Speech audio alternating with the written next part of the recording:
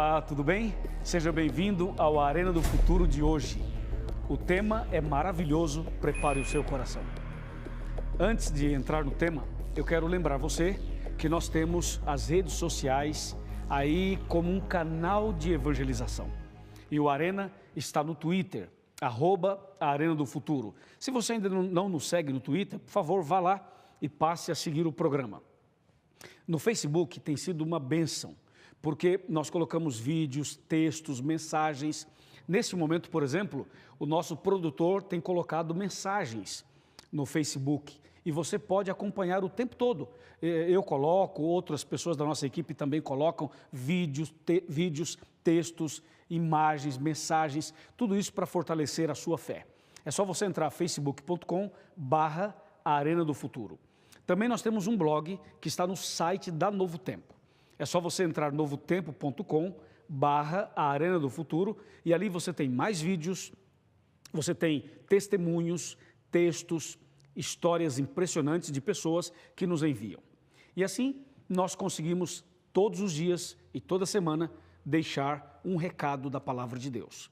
Além disso, o programa oferece um estudo bíblico. O nosso estudo bíblico não é um bloquinho, um papelzinho, é um DVD que foi gravado, sabe aonde?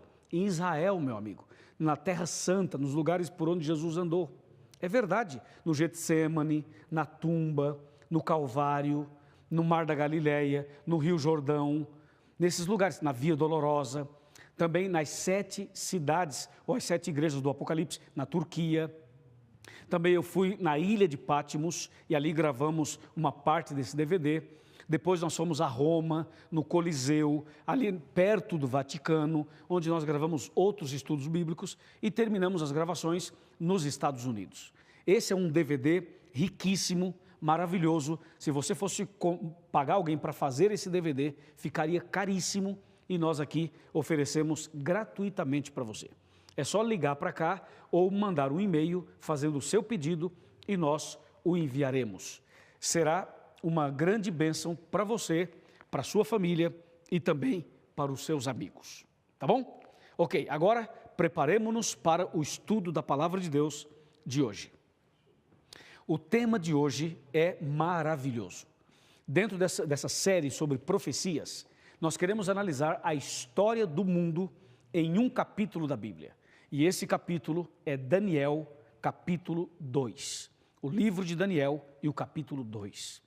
Mas para analisar esse assunto, eu gostaria de convidá-lo a abrir a Bíblia comigo no livro de Amós.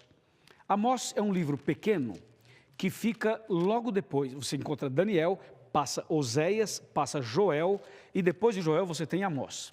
Amós 3, verso 7, diz assim: certamente o Senhor Deus não fará coisa alguma sem primeiro revelar o seu segredo aos seus servos, os profetas. Bem, esse texto é muito categórico ao dizer como Deus está comandando e dirigindo todas as coisas. Tudo que vai acontecer no mundo, tudo que vai acontecer no futuro, Deus, obviamente, já sabe, e Ele revelou aos profetas justamente aquilo que está por ocorrer. E o que nós vamos ler agora é justamente uma dessas revelações, uma dessas profecias, uma dessas mensagens. Só que a forma como Deus mostrou, como Deus revelou, é uma forma um pouco diferente. Ele não foi direto ao profeta. Deus primeiro falou a um rei, a um homem, uma pessoa envolvida na administração de um país, que a princípio era uma cidade, depois tornou-se uma nação. Eu poderia usar o termo país. Vamos então agora abrir a Bíblia Sagrada no livro de Daniel. Daniel capítulo 2 começa de uma maneira surpreendente. Veja o que diz o versículo número 1 de Daniel 2. Diz assim: no segundo ano do reinado de Nabucodonosor, teve este um sonho. O seu espírito se perturbou e passou-lhe o sono. Até aqui. Então, o detalhe é esse. O rei, ao dormir aquela noite, teve um sonho. Quantas vezes nós temos sonhos? Quantas vezes você já sonhou com coisas boas e coisas ruins? Aí o rei deita uma noite, dorme e tem um sonho. Se desperta, e quando ele se desperta impressionado, porque o rei pensa assim: eu tive um sonho, e eu sei que esse sonho me impressionou bastante, mas não consigo lembrá-lo. E o rei realmente não lembrava o que ele havia sonhado, e muito menos o significado. Ele nem lembrava o que ele havia sonhado. Então o rei fica angustiado e tenta encontrar uma maneira de resolver esse problema. Foi justamente aí que ele chama os sábios da Babilônia. As pessoas consideradas sábias. Entre elas estavam cartomantes, necromantes, feiticeiros, adivinhos, numerólogos, astrólogos, pessoas dessa linha espírita e espiritualista. Mas também, no meio dessas pessoas consideradas sábias, havia um servo de Deus chamado Daniel. Daniel era também um desses sábios. Era o único servo de Deus que fazia parte desse grupo seleto de sábios. Então, o rei manda chamar os sábios da Babilônia. Só que tem um detalhe. Quando o encarregado chamou os sábios, ele chamou somente os da linha espiritualista e espírita. Por alguma razão, ele não chamou Daniel. Por alguma razão, Daniel não veio para aquela reunião com o rei. E o rei, então, chama esses sábios e diz assim a eles: pessoal, eu tive um sonho que me impressionou demais. Só que eu não sei o que eu sonhei. Eu não me lembro o que eu sonhei. Eu já tentei e não consigo lembrá-lo. E eu queria que vocês, que são sábios, que são pagos para isso, que vocês me falassem o que eu sonhei e também o significado. Bem, diante disso, o rei colocou os sábios numa situação muito difícil, porque, na verdade, esses homens tidos como sábios, eles não eram tão sábios assim. E essas pessoas que estavam envolvidas com necromancia, com espiritismo, espiritualismo, com essas coisas de revelar o futuro, de analisar e mapear as pessoas e tentar descobrir, na verdade eles não sabiam nada. E na verdade as pessoas não sabem o futuro só Deus sabe.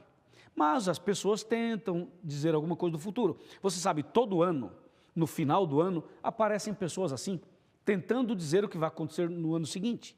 E falar sobre os artistas, os famosos, alguns se arriscam em falar que o avião vai cair, tá lembrado, né? E tal, aí não acontece nada disso, e fica por isso mesmo, e ninguém fala nada.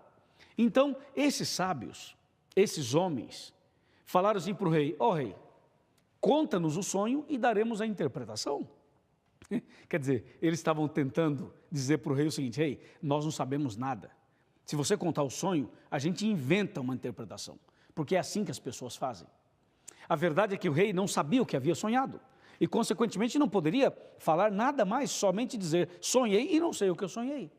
E como aqueles homens revelaram a sua incapacidade em dizer o sonho e o significado, como aqueles homens revelaram que realmente o futuro eles não sabiam nada, então o rei ficou muito bravo, ficou furioso, revoltado, e veja o que o rei fez.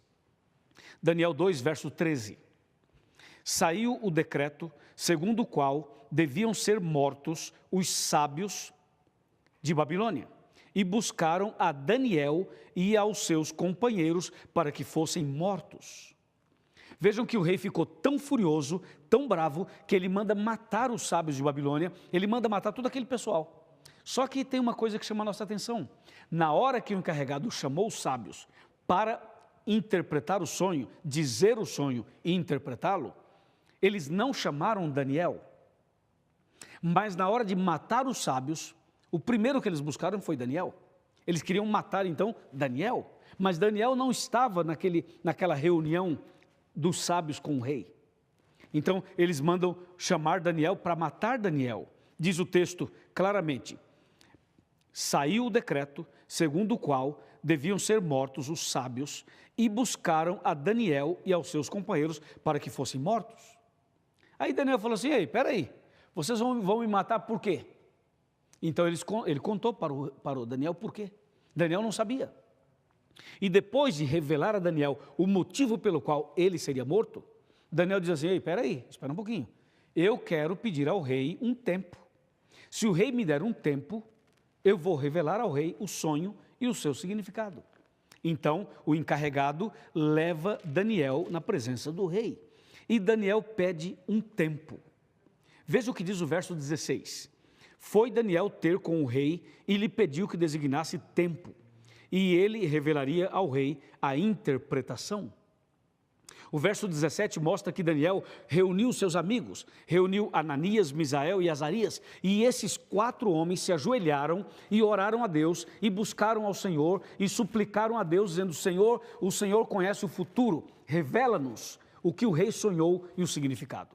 Eles buscaram em Deus a resposta, eles buscaram em Deus a solução.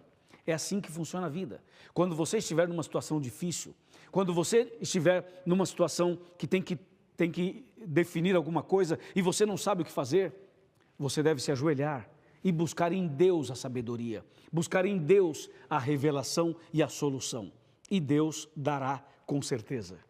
Veja o que diz o verso 18. Para que pedissem misericórdia ao Deus do céu. Veja o que diz o verso 19. Então foi revelado o mistério a Daniel numa visão de noite. Daniel bendisse o Deus dos céus.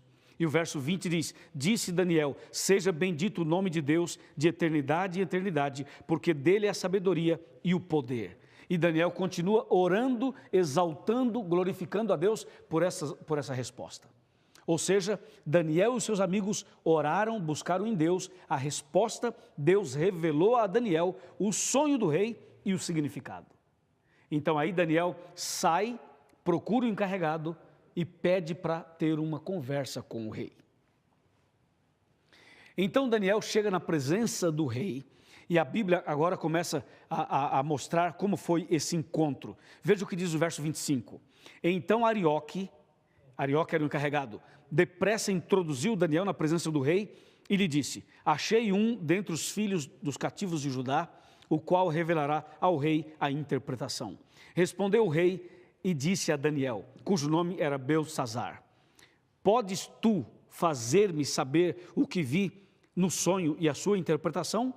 Verso 27, respondeu Daniel na presença do rei e disse: o mistério que o rei exige, nem encantadores, nem magos, nem astrólogos o podem revelar ao rei. Verso 28, mas há um Deus nos céus, bênção, louvado seja Deus, mas há um Deus no céu, o qual revela os mistérios, pois fez saber ao rei Nabucodonosor o que há de ser nos últimos dias. O teu sonho e as visões da tua cabeça, quando estavas no teu leito, são estas. Uau! Isso me encanta, é impressionante. Veja que Daniel, ele chega diante do rei e ele poderia se exaltar. Ele poderia falar assim: não, Deus me revelou porque eu orei, porque eu. Mas Daniel, humildemente, ele fala assim: olha aqui, rei, eu não posso revelar o sonho e nem a interpretação, mas eu quero que você saiba e toda a Babilônia saiba que há um Deus nos céus. Veja que Daniel exalta Deus, veja que Daniel reconhece a grandeza de Deus. Ele fala assim: há um Deus nos céus que revela os segredos. E quando ele exalta Deus, ele está exatamente fazendo o que deve ser feito: reconhecer a soberania, o poder do nosso querido Deus. Então Daniel começa agora a revelar o sonho.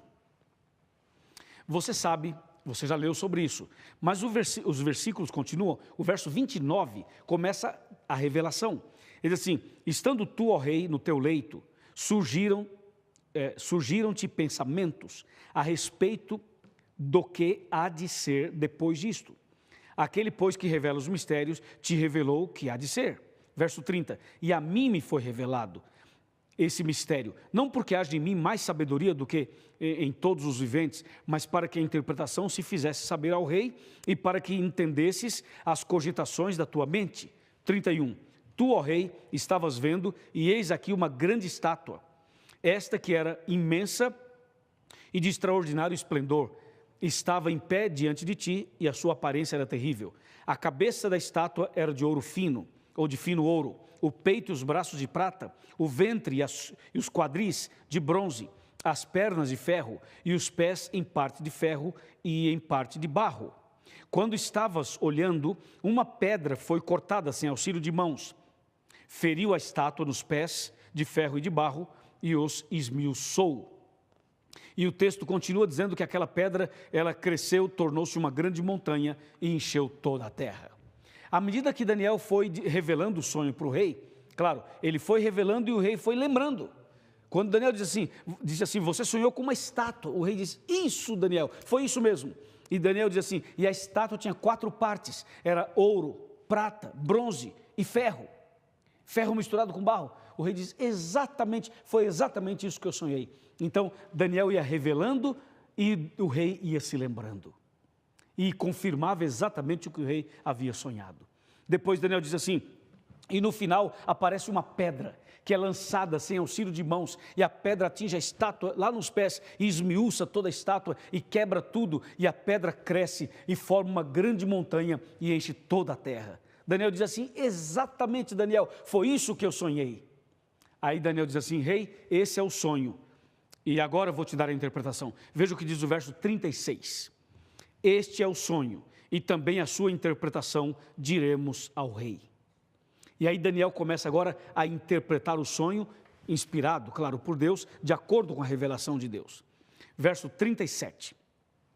Tu, ó rei, rei de reis, a quem o Deus do céu conferiu o reino, o poder, a força e a glória, a cujas mãos foram entregues os filhos dos homens, onde quer que eles habitem, e os animais do campo e as aves do céu, para que dominasses sobre todos eles. E aí Daniel diz, tu és a cabeça de ouro. Olha a revelação, tu és a cabeça de ouro. Verso 39, depois de ti se levantará outro reino, inferior ao teu, e depois um terceiro reino, de bronze, o qual terá domínio sobre toda a terra. Verso 40, e um quarto reino será forte como ferro, pois o ferro a tudo quebra, e esmiuça, como o ferro quebra todas as coisas, assim ele fará em pedaços e esmiuçará. Então Daniel agora mostrou o sonho e mostrou o significado, a interpretação. Quando Daniel foi interpretando, o rei foi se levantando, abriu os olhos e ficou impressionado. Por quê? Porque Daniel agora revela o futuro, não que Daniel seja simplesmente um revelador de futuro, não. Daniel estava revelando o que Deus havia revelado a ele. Então a estátua com 4 partes era uma mensagem sobre o futuro da humanidade. O que Daniel estava revelando ao rei é também uma revelação para nós. A cabeça da estátua de ouro representava o rei, representava Babilônia e o rei Nabucodonosor. O peito e os braços de prata representavam o império que viria logo depois, que é o Império Medo-Persa, representado pela prata.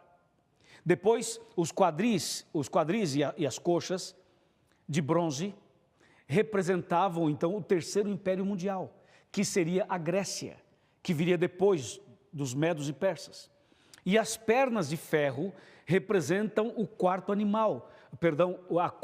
o quarto império, que lá em Daniel capítulo 7 aparecem também como 4 animais, como eu acabei mencionando aqui. Na verdade, as pernas de ferro representam o quarto império mundial, que seria Roma. E os pés da estátua, misturado de ferro com barro, representariam os últimos dias. Representa os últimos dias, ou seja, os nossos dias, em que os reinos seriam divididos, assim como o ferro e o barro não se unem. Daniel estava revelando, porque esse assunto do capítulo 2, ele se repete no capítulo 7 e se repete no capítulo 8 e também tem uma repetição em Apocalipse 13. Só que aqui no capítulo 2, Daniel começa a explicar detalhes da estátua. Agora veja, o Império Babilônico de Nabucodonosor dominou o mundo do ano 606 ao ano 539 a.C. Depois o Império Medo-Persa dominou de 539 a 331 a.C. Em seguida veio a Grécia, que dominou de 331 a 168 a.C. Logo depois veio o Império Romano, representado pelas pernas de ferro, que dominou o mundo do ano 168 a.C. até o ano 476 depois de Cristo. Veja que tudo isso estava sendo revelado ao rei, a Daniel e a toda a humanidade, justamente naquele dia, através daquele sonho que Deus deu ao rei e a interpretação que Deus deu a Daniel. A história do mundo, você percebeu? As 4 poderosas nações que dominaram o mundo numa sequência interessante. E de fato isso aconteceu. Você sabe que Babilônia dominou, mas o seu domínio passou. O Império Medo-Persa dominou, mas também seu domínio passou. O Império Grego dominou, mas também passou. Depois veio Roma, que dominou, Roma Imperial, mas também passou.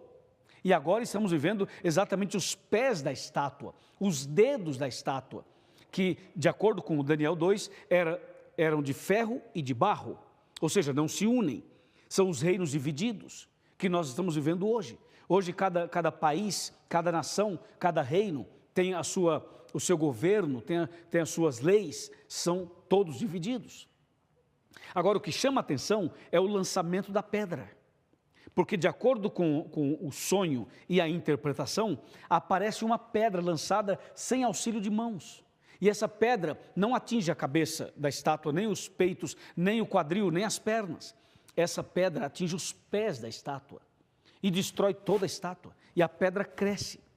Se você ler na Bíblia o significado da pedra, você ficará impressionado. Porque, de acordo com a Bíblia, a pedra representa Cristo Jesus. Jesus é a pedra de esquina, Jesus é a pedra angular, Jesus é a rocha, como diz Mateus 16. Jesus é essa pedra. E quando diz a Bíblia que a pedra foi lançada nos pés da estátua, sem auxílio de mãos, significa que Jesus vai voltar. E veja que a pedra, ao ser lançada nos pés da estátua, significa que ela seria lançada em nossos dias, porque estamos vivendo o período dos pés da estátua. Então isso quer dizer que Jesus vai voltar, a pedra é Jesus, e o lançar da pedra significa a volta de Jesus. Então a Bíblia está revelando que Jesus vai voltar em nossos dias, nos dias dos reinos divididos. Jesus não voltaria no tempo da Babilônia, nem no tempo do Império Medo-Persa, nem no tempo do domínio grego, nem no tempo do domínio romano, mas nos nossos dias, no tempo dos reinos divididos. Entendeu? Isso é incrível, é a história do mundo em um capítulo da Bíblia. É uma revelação, é uma profecia, é uma mensagem. A pedra é Cristo e o lançar da pedra é a volta de Cristo. Ela cresceu e encheu toda a terra. Sabe o que isso quer dizer? Quer dizer que os reinos dos homens passaram. O reino babilônico passou, o reino medo-persa passou, o reino grego passou, o reino romano passou, mas virá um reino que jamais passará, diga amém, virá um reino que será eterno, é o reino de Deus, exemplificado por essa pedra, que Jesus conquistou na cruz e que Jesus implantará quando voltar. O reino de Deus será estabelecido para sempre. Por isso, quando você e eu oramos o Pai Nosso, a gente diz assim: Pai Nosso que estás nos céus, santificado seja o teu nome. Aí a gente diz assim: venha o teu reino, não é? Venha a nós o teu reino. Sim, meu amigo e minha amiga, o reino de Deus virá, exemplificado por essa pedra, e será estabelecido para sempre. Amém e amém.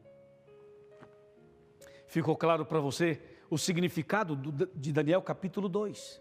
Agora, eu preciso que você considere tudo isso aplicando para a sua vida. E para isso, eu quero convidá-lo a sentar comigo no meu sofá, onde a gente vai ter aquela conversa de coração para coração, ok? Você já está sentado em sua casa, já está preparado.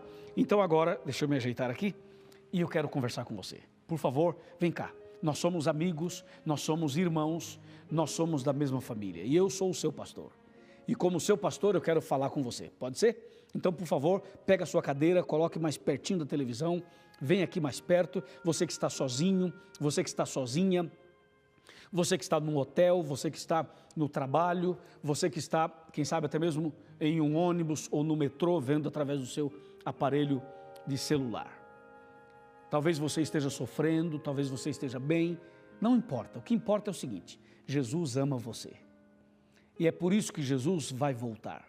É por isso que essa pedra foi lançada, de acordo com Daniel 2. Agora eu quero fazer uma pergunta.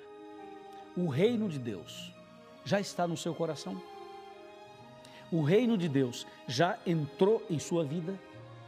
Você já pertence a Jesus? Você já é de Jesus? Você já se entregou a Jesus?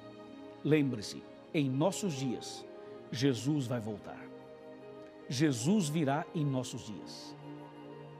O mais breve do que você pode imaginar. Por isso, prepare-se para a volta de Jesus. Prepare-se de verdade. Ande com Ele. Estude a Bíblia. Sirva a Deus.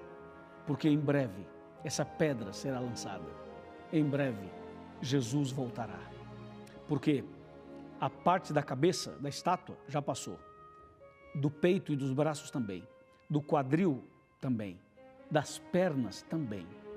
Nós estamos vivendo o período dos pés. Eu diria, dos dedos.